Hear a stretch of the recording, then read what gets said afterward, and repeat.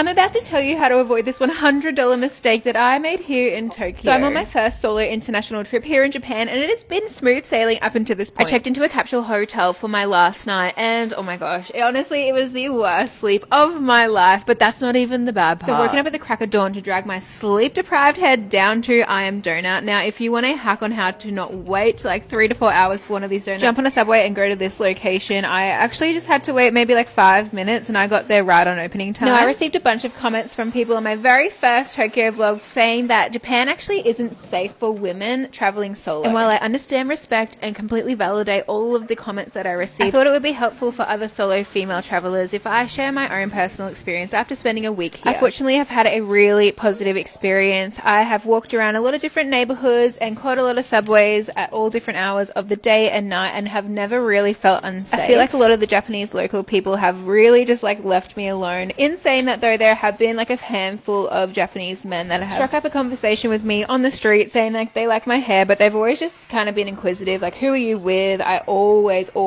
say that I'm here on my honeymoon and that my husband is just getting his hair cut down the street and I'm waiting for him, which definitely makes them back off a bit. And you know, when you're just traveling all around the world, everywhere has bad people, everywhere has good people. You kind of just always have to have your wits about you no matter what. I did end up buying a fake wedding band though, as you could just see, just to kind of really cement the lie. Yeah, because it is my last day here in Tokyo. I have been running around like a headless chook, trying to like just fit in all the little sightseeing things that I haven't gotten to throughout the week. I went to Meiji Shrine this morning, went to Harajuku and did a little bit of shopping, and now I am in Asakusa to check out the Sensoji Temple and have Wagyu beef before I know it looks like it's still mooing, but oh my gosh, it was so delicious. Now I only have a few hours left here in Tokyo before I fly back home, and oh my gosh, the emotions are running very high. I went and bought myself a new jumper to wear on the plane, and I've done one final lap of Shinjuku just to say goodbye to everything. Now for my final meal here, it's a little bit of a nod to my idol Anthony Bourdain, and I went to Lawson's, grabbed a few things and an egg sandwich because he loved them when he was here in Tokyo. And my final hack for you all is to double triple check the train times at night time, because they stopped running at 11:30. I jumped on the wrong train, which took me an hour out of the city, and I had to pay $100 for a taxi to take all the way back to the airport. Shout out to the one guy that saw me absolutely stressed out of my mind and got me out of there and into a taxi. Absolute legend. I've checked in and here we are at the very end of my very first solo international trip, and I am feeling so proud of myself. I've had the best week. I sent off my little pocket Wi-Fi, and that's a wrap. Back to Bali. Bye.